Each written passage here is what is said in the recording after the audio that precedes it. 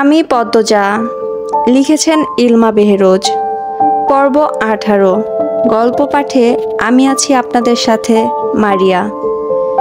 ভিড় কমতেই কানে তালা লাগা প্রচণ্ড শব্দে বজ্রপাত হয়। হেমলতা একা পদ্মজাকে তুলতে গিয়ে হিমশিম খান। মোর্শেদ এগিয়ে আসেন, দুই হাতে পাজাকোলা করে তুলে নেন পদ্মজাকে। বিজলি চমকালো। বিজলির আলোয় পদ্মজার মুখটা দেখে মোর্শেদের বুক কেমন করে উঠল। কষ্টে বুক চুরমার হয়ে গেল। জন্মের দিন পদ্মজাকে কোলে নেওয়ার পর যে অনুভূতিটুকু হয়েছিল, ঠিক সেরকম একটা অনুভূতি হয়। অনুভূতিটুকুর নাম বোধ হয় পিতৃত্ব।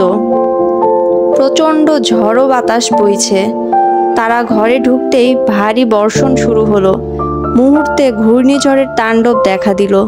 তবে সেই তাণ্ডব ছুঁতে পারল না মোড়ল বাড়ির মানুষদের মন। ঝড়ের তাণ্ডবের চেয়েও বড় তাণ্ডবের সাথে যুদ্ধ করে চলেছে তারা। হেমলতা গরম পানি করে পদ্মজাকে গোসল করালেন, জামা কাপড় পাল্টে দিলেন। পদ্মজা ঠোঁট কামড়ে নীরবে কেঁদে গেল। চোখের জল আটকে রাখতে পারছে না কিছুতেই। ইচ্ছে হচ্ছে বাড়ির পিছনের সবচেয়ে বড় আম গাছটার সাথে ফাঁস লেগে মরে যেতে। মন দুর্বলতার শূন্য ছুঁই ছুঁই। হেমলতা পদ্মজার চুল মুছে কপালে চুমু দিলেন। পদ্মজার নাকে এক ফোঁটা জল পড়ল। পদ্মজা চোখ তুলে মায়ের দিকে তাকালো। আম্মা আসছে। আমার আম্মা কই? আম্মা আসে নাই? পাশের ঘর থেকে পূর্ণার চিৎকার ভেসে আসলো। সেকেন্ড কয়েকের মধ্যে পূর্ণা ছুটে এলো। হেমলতাকে দেখে ঝাঁপিয়ে পড়ল হেমলতার বুকে। হাউ মাউ করে কেঁদে উঠল। পূর্ণার শরীর আগ্নেয়গিরি মনে হচ্ছে, এত গরম, জ্বরে পুড়ে যাচ্ছে। পূর্ণার কান্না দেখে পদ্মজাও ঢুকরে কেঁদে উঠল। হেমলতা স্তব্ধ হয়ে দুই মেয়ের কান্না শুনলেন। সামলানোর চেষ্টা করলেন না। মঞ্জুরা দরজার সামনে কাচুমাচু হয়ে দাঁড়িয়ে আছেন। টিনের চালে ভারী বর্ষণের শব্দ। জগৎ সংসার সেই শব্দে একাকার হয়ে যাচ্ছে। মাঝরাত, বাতাসের বেগ প্রচণ্ড। হেমলতা কালো রঙের শাড়ি পরে একটা ব্যাগ কাঁধে ঝুলিয়ে বাড়ির বাইরে পা বাড়ান। মঞ্জুরা বারান্দার ঘর থেকে উঁচু কণ্ঠে বলেন, রামদা ব্যাগে ক্যান ঢুকাইছস? আর কোনো কেলেঙ্কারি বাকি? হেমলতা বিদ্যুৎ বেগে ফিরে তাকালেন। পলক মাত্র মঞ্জুরার মুখের প্রতি তীক্ষ্ণ দৃষ্টিপাত করে। নিঃশব্দে ধীরে ধীরে বর্ষণ মাথায় নিয়ে বাড়ি ছেড়ে বেরিয়ে গেলেন এবং সঙ্গে সঙ্গে মঞ্জুরা শুষ্ক হয়ে উঠলেন। ছুটে পদ্মজার ঘরে গেলেন। পদ্মজা চুপচাপ হয়ে আছে। মৃদু ফোঁপানোর আওয়াজ পাওয়া যাচ্ছে। পূর্ণা ঘুমাচ্ছে। তিনি এ ঘর ছেড়ে দ্রুত বারান্দার ঘরে আসলেন। বড্ড অস্থির লাগছে। জীবনে প্রথম হেমলতার জীবন ভিক্ষা চেয়ে সেজদায় লুটিয়ে পড়লেন। ফজরের আজান শোনা যাচ্ছে। বৃষ্টি থেমে গেছে। সব কিছু শান্ত। পদ্মজা ঘর থেকে বেরিয়ে বারান্দায় আসলো। গেইটে শব্দ পেয়ে চমকে তাকালো। উৎসুক হয়ে তাকিয়ে রইল। হেমলতা ঢুকেন। বিধ্বস্ত অবস্থা। মঞ্জুরা পদ্মজার পাশে এসে দাঁড়িয়েছে। পদ্মজা টের পেল না। হেমলতা বাড়িতে ঢুকে কাঁধের ব্যাগটা মুরগির খুপির সামনে ছুঁড়ে ফেলেন। অন্ধকারের জন্য মুখ স্পষ্ট নয়। হেমলতা বাড়ির পিছনের দিকে চলে গেলেন। পদ্মজার বুক দুরু দুরু করছে। সে ধীর পায়ে উঠানে এসে দাঁড়ালো। পিছনে মঞ্জুরা। পায়ের শব্দে চমকে তাকালো পদ্মজা। দেখতে পেল মঞ্জুরাকে। ফিসফিসিয়ে বলল, নানু, আম্মা কোথায় গিয়েছিল? মঞ্জুরা ক্ষণকাল নীরব থেকে এরপর বললেন, জানি না। মঞ্জুরার কণ্ঠে ভয়। পদ্মজা দুর্বল শরীর ঠেলে নিয়ে আসলো বাড়ির পিছন। দেখতে পেল হেমলতা নদীতে নেমে গোসল করছেন। এক নিঃশ্বাসে কয়েকটা ডুব দিলেন। পদ্মজা ব্যস্ত পায়ে ঘাটের কাছে এলো। ক্ষীণ স্বরে ডাকলো, আম্মা। হেমলতা ঘুরে তাকালেন। ঝড় শেষে আকাশ ধবধবে সাদা, অন্ধকার কাটার পথে। পদ্মজা বলল, ঠান্ডা লাগবে। হেমলতা কিচ্ছুটি বললেন না। গোসল শেষ করে উঠে আসেন উপরে। পদ্মজা আর কিছু বলল না। হেমলতা উঠানে এসে মঞ্জুরাকে বললেন, পূর্ণারে নিয়ে আসো আম্মা। পদ্মজা অবাক হয়ে শুধু দেখছে। পূর্ণা আসে ধীর পায়ে হেঁটে। তার জ্বর অনেকটা কমে এসেছে। মঞ্জুরা দূরে দাঁড়িয়ে রইলেন। হেমলতা মৃদু হেসে পূর্ণাকে বললেন, পদ্মজা পাশে এসে দাঁড়া। পূর্ণা হতবুদ্ধি হয়ে পড়ল। সে বাধ্যের মতো পদ্মজার পাশে এসে দাঁড়ালো। হেমলতা মুরগির খুপির পাশ থেকে কালো ব্যাগটা হাতে তুলে নিলেন। ব্যাগ থেকে একটা রামদা আর একটা কৌটা বের করলেন। পূর্ণা রামদা দেখে চমকে উঠল। দু বোন চাওয়াচাওয়ি করলো একবার। হেমলতা রক্তে মাখা রামদা দুই মেয়ের পায়ের সামনে রাখলেন। শীতল কিন্তু তীক্ষ্ণ কণ্ঠে বললেন, মানুষ সৃষ্টির সেরা জীব, আর পৃথিবীতে সেরা মানুষগুলোরই বাঁচার অধিকার আছে, মানুষরূপী পশুদের না। যখন যেখানে কোনো মেয়েকে অসম্মান হতে দেখবি, এক কোপ দিয়ে অমানুষটার আত্মা দেহ থেকে আলাদা করে দিবি। যে তোকে অসম্মান করেছে সে দোষী, তুই না। তার শাস্তি পাওয়া উচিত, তোর না। এই আত্মহত্যার কথা কখনো ভাববি না। দোষীর আত্মা হত্যা করা উচিত। আর আমি মনে করি এতে পাপ নেই, বরং পাপীকে বিনাশ না করা পাপ। আর আমার মেয়েরা যেন সেই পাপ কখনো না করে। সেই মেয়েদের এসব কি শিক্ষা দিতাছস তুই? মাথা খারাপ হইয়া গেছে তোর? মঞ্জুরা হই হই করে উঠলেন। হেমলতা ঢোক গিলে মঞ্জুরার কথা হজম করে নিলেন। এরপর আবার মেয়েদের দিকে তাকিয়ে বললেন, আমি কখনো ছেলে চাইনি, মেয়ে চেয়েছি। প্রতিবাদী, দুঃসাহসিক মেয়ে চেয়েছি। আল্লাহ আমাকে 3টা মেয়ে দিয়েছেন। এখন সেই মেয়েরা যদি এইটুকুতেই দুর্বল হয়ে পড়ে কিভাবে হবে?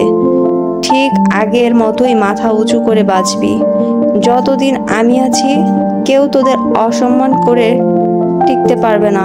আমি না হয় যতদিন বেঁচে আছি তাদের শাস্তি দেব, পৃথিবী থেকে মুছে দেব।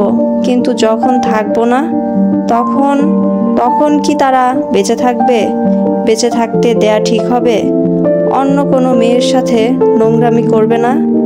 তারা নিশ্চয়তা আছে? নেই। এখন থেকে নিজেদের শক্ত কর। মেয়েদের সাহস মেয়েদেরই হতে হয়। নিজেকে রক্ষা করার দায়িত্ব নিজের। রাতের স্মৃতি দুঃস্বপ্ন ভেবে ভুলে যেতে বলবো না। মনে রাখ, প্রতিটি মানুষের ভেতর লুকানো হিংস্র শক্তি আছে। সবাই প্রকাশ করতে জানে না, চিনতে পারে না নিজেকে। গত রাতের ঘটনাটা মনে রেখে নিজের ভেতর লুকানো হিংস্র শক্তিটাকে জাগিয়ে হাতের মুঠোয় রাখ, যাতে সঠিক সময়ে হাতের মুঠো খুলে মেরুদণ্ড সোজা করে দাঁড়াতে পারিস। আঘাতে আঘাতে চুরমার করে দিতে পারিস পাপের জগৎ। এইটুকু বলে হেমলতা ক্লান্ত হয়ে পড়েন। ধপ করে বসে পড়েন। পদ্মজা আম্মা বলে হেমলতাকে ধরতে চাইলে হেমলতা হাত উঠিয়ে বলেন, দাঁড়িয়ে থাক। হেমলতা সময় নিয়ে দম নেন। এরপর কৌটাটা খুলে ঠান্ডা তরল কিছু ঢেলে দেন মেয়ের পায়ে। পূর্ণা কেঁপে উঠে দূরে সরে গেল। পদ্মজা আতঙ্ক নিয়ে প্রশ্ন করল, আম্মা, কার রক্ত? রক্তের কথা শুনে ঘৃণা আর ভয়ে পূর্ণার সর্বাঙ্গ রিরি করে উঠল। মনে হচ্ছে পায়ে পোকা কিলবিল করছে। টাটকা তাজা লাল রক্ত, বমি গলায় এসে আটকে গেছে। হেমলতা পদ্মজাকে জবাব দিলেন না, শুধু মৃদু হাসলেন। পূর্ণা এই ভয়ঙ্কর দৃশ্য সহ্য করতে না পেরে জ্ঞান হারালো। পদ্মজা 2 হাতে জাপটে ধরল পূর্ণাকে। কি আশ্চর্য! এই ভয়ঙ্কর ঘটনা তাকে একটু বিচলিত করল না। হেমলতার গায়ে ভেজা শাড়ি, তাই পূর্ণাকে ধরলেন না। মঞ্জুরাকে বললেন, পূর্ণারে ঘরে নিয়ে যাও আম্মা। মঞ্জুরা কঠোর চোখে তাকান হেমলতার দিকে। হেমলতা আবারও হাসেন। ভেজা কণ্ঠে বলেন, কালো বলে অবহেলা না করে বুকে আগলে রাখলে আমার জীবনটা, আমার মেয়েদের জীবনটা অন্যরকম হতে পারতো আম্মা। হেমলতার কথায় মঞ্জুরার সারা মুখ বিষণ্ণতায় ভরে গেল। তিনি হেমলতার দিকে তাকিয়ে থাকতে পারলেন না। অপরাধ বোধে মাথা নুইয়ে ফেললেন। পূর্ণাকে ধরে নিয়ে গেলেন ঘরে। হেমলতা সেখানেই পড়ে রইলেন। আকাশের দিকে তাকিয়ে জোরে নিঃশ্বাস ফেললেন। আলো ফুটেছে পুরোপুরি, পাখির কিচিরমিচির শোনা যাচ্ছে। পানি দিয়ে উঠানের রক্ত মুছে দিলেন চিরতরে। রামদা ধুয়ে লুকিয়ে রাখলেন লাহারি ঘরে। শাড়ি পাল্টে উঠানে পা রাখেন। তখন মগা আসলো, এসে খবর দিল বিচার বসবে দুপুরে। রাতের ঘূর্ণিঝড়ে গ্রামের বেশিরভাগ ঘরবাড়ি উড়ে গেছে। পশু পাখি সহ বিভিন্ন ক্ষতি হয়েছে। অনেক মানুষ আহত হয়েছে। এই খবর শুনে হেমলতার চোখ সজল হয়ে উঠল। প্রকৃতির দিকে তাকিয়ে কৃতজ্ঞতা প্রকাশ করলেন। প্রকৃতি কখনো কাউকে ছাড়ে না। গ্রামবাসী অন্যায় দেখেও নিস্তব্ধ থেকেছিল। এ বুঝি তারই শাস্তি। মাথার উপর সূর্য, প্রচণ্ড তাপদাহ। পূর্ণা, পদ্মজা, হেমলতা কালো বোরখার আবরণে নিজেদের ঢেকে নিয়ে যাত্রা শুরু করেছে অলন্দপুরের মাধ্যমিক স্কুলের উদ্দেশ্যে। খা খা রোদ্দুর, তপ্ত বাতাসের আগুনের হলকা, সবুজ পাতা নেতিয়ে পড়ার দৃশ্য পড়ছে চোখে। মোর্শেদ পাখিদের নিয়ে আসছে। রিনাদের বাড়ির পাশ দিয়ে যাওয়ার পথে করুণ কান্নার স্বর ভেসে আসে। পদ্মজা চোখ তুলে তাকিয়ে দেখল রিনার বাড়ির ছাদ উড়ে গেছে। গাছপালা ভেঙে উঠানে পড়ে আছে। হেমলতা পদ্মজাকে টেনে নিয়ে এগিয়ে যান। বটের ছায়ায় আশ্রয় নিচ্ছিল এক রাখাল ছেড়ে। সে হেমলতার মুখ দেখে বুঝল পিছনের দুটি মেয়ে পদ্মজা আর পূর্ণা ছুটে আসলো। পদ্মজাকে উদ্দেশ্য করে বলল, পদ্ম আপা, তুমি ডরাইও না, তোমার কিচ্ছু হইব না। চারদিকে নিঝুম নিস্তব্ধ ঝিমধরা প্রকৃতি। ঘামে দরদর তৃষ্ণার্ত রাখাল হাঁপিয়ে কথা বলছে। স্কুলে যাওয়ার পথে মাঝে মাঝেই এই 15 বছর রাখালের সাথে দেখা হতো পদ্মজার। পদ্মজার জন্য পাগল সে, বড় বনের মতো মান্য করে। পদ্মজা মৃদু করে হাসল। পদ্মজার মুখের উপর পাতলা পর্দা বলে রাখালের চোখে তা পড়ল না। রাখালকে পিছনে ফেলে 3 মা মেয়ে এগিয়ে চলল। স্কুল মাঠে অনেক মানুষ জমেছে। রাতের ঘূর্ণিঝড়ের জন্য অলন্দপুরের বেশি অর্ধেক মানুষ আসেনি, তবু প্রায় 500 মানুষ তো এসেছেই। ঘটনা ঘটেছে 8 পাড়ায়, আর তা ছড়িয়ে পড়েছে সব পাড়ায়। যথাসময়ে বিচার কার্য শুরু হলো। পদ্মজা এবং আমির দুজন দুদিকে দাঁড়ানো। মাতব্বর ঠান্ডা গলায় প্রশ্ন করলেন, এদের একসাথে কারা দেখেছেন? রমিজ আলী, কামরুল, মালেক হাত তুলল। মজিদ মাতব্বর বললেন, কি দেখেছেন? ব্যাখ্যা করুন। রমিজ আগে আগে উঁচু কণ্ঠে বলল, আমি দেখছি ঝড়ের সন্ধ্যায় আপনার পোলারে পদ্মজার ঘর থেকে বাহির হইতে। বাড়িত আর কেউ আসিল না। আমির রেগে গিয়ে কিছু বলতে চাইল। মজিদ মাতব্বর হাতের ইশারায় আটকে দিলেন। আমির বাপের বাধ্য সন্তান, তাই থেমে গেল। মজিদ মাতব্বর বললেন, আপনি আমিরকে পদ্মজার ঘর থেকেই বের হতে দেখেছেন? রমিজ আলী দৃষ্টি অস্থির রেখে আমতা আমতা শুরু করলেন। দম নিয়ে বললেন, তারে বারান্দা থাইকা বাইর হইতে দেখছি। মজিদ মাতব্বর নীরব থেকে এরপর বললেন, তাহলে কোন আন্তাজে আপনি বলছেন তারা নিষিদ্ধ কাজে লিপ্ত ছিল? পদ্মজার সর্বাঙ্গ রিরি করে উঠল। সে চোখ বুজে ফেলল। রমিজ আলী থমকে গিয়ে পরপরই হুঙ্কার দিয়ে উঠেন, একটা অচেনা ছেঁড়া খালি বাড়িত কেন? সেরির কাছে কেন যাইব? আপনার নিজের ছেঁড়া বলে তার দোষ ঢাকতে পারেন না। আমার সেরির বেলা কিন্তু ছাড়েন নাই। যুক্তি দিয়ে কথা বলুন। আপনার মেয়েকে হাতে নাতে ধরা হয়েছিল, তার গায়ে কাপড় ছিল না। তারা একসাথে একই ঘরের একই বিছানায় ধরা পড়েছে। আমির আর পদ্মজার বেলা সেটা হয়নি। মজিদ মাতব্বরের ক্ষমতা এবং কথার দাপটের সামনে দাঁড়িয়ে থাকতে কষ্ট হচ্ছে রমিজ আলীর। কামরুল চুপসে গিয়েছেন। সামনে নির্বাচন। মজিদ মাতব্বরকে খেপানো মানে নিজের কপালে দুঃখ বয়ে আনা। ভিড়ের মাঝ থেকে কেউ একজন বলল, তাহলে আপনার ছেলে একটা মেয়ের কাছে খালি বাড়ি গেল কেন? মজিদ মাতব্বর উকি দিয়ে প্রশ্নদাতাকে খুঁজে বের করলেন। তারই প্রতিপক্ষ হারুন রশিদ। মজিদ মাতব্বর আমিরের দিকে তাকিয়ে প্রশ্ন করলেন, তুমি কেন গিয়েছিলে পদ্মজার বাড়িতে? আমির সহজ গলায় বলল, বাড়ি ফিরছিলাম। হঠাৎ ঝড় শুরু হলো। সামনে মোর্শেদ কাকার বাড়ি ছিল। মোর্শেদ কাকা বাড়ি নাই জানতাম না। জানলে বৃষ্টিতে ভিজতাম, তবু ওই বাড়ি যেতাম না। এই গ্রামের অনেকেই জানে আমার শ্বাসকষ্ট আছে। বাড়ির সবাই জানে বৃষ্টিতে ভিজলে ঠান্ডা লাগে, শ্বাসকষ্ট হয়। হারুন রশিদ বললেন, যখন দেখলা সেরিডা বাড়িত একলা, তখন বাইর হইয়া গেলা না কেন? আমির সঙ্গে সঙ্গে জবাব দিল, আমার মাথায় আসেনি এমন কিছু হতে পারে। আর আমির পদ্মজার দিকে একবার তাকালো। পদ্মজার সাথে সাথে চোখ সরিয়ে নিল। আমির বলল, আর পদ্মজা কতটা সুন্দর যারা দেখেছে সবাই জানে। আমি প্রথম দেখে অভিভূত হয়ে পড়ি, তাই মস্তিষ্কে একবারও কোনো বিপদের আশঙ্কা আসেনি। মজিদ মাতব্বর ছেলের শেষ কথা শুনে অসন্তুষ্ট হলেন, তবু স্বাভাবিক থেকেই বললেন, গ্রামবাসী কোনো প্রমাণ ছাড়াই লাফিয়েছে, মেয়েটাকে অপদস্থ করেছে। প্রমাণ ছাড়া কারো বিরুদ্ধে নোংরাম অপবাদ দেয়া অপরাধ। মজিদ মাতব্বর কামরুলের দিকে তাকিয়ে তাকে লক্ষ্য করে বললেন, সৈয়দ মজনুর ছেলে আরেকটা কে জানি, কোথায় তারা? কামরুল ধীরভাবে বলল, পাই নাই খুঁজে, মনে হয় ভয়ে কোন হানে লুকাইছে। রমিজ আলী হঠাৎ গম গম করে উঠলেন, এইটা আমি মানি না। তারারে আপনি সাইরা দিতে পারেন না?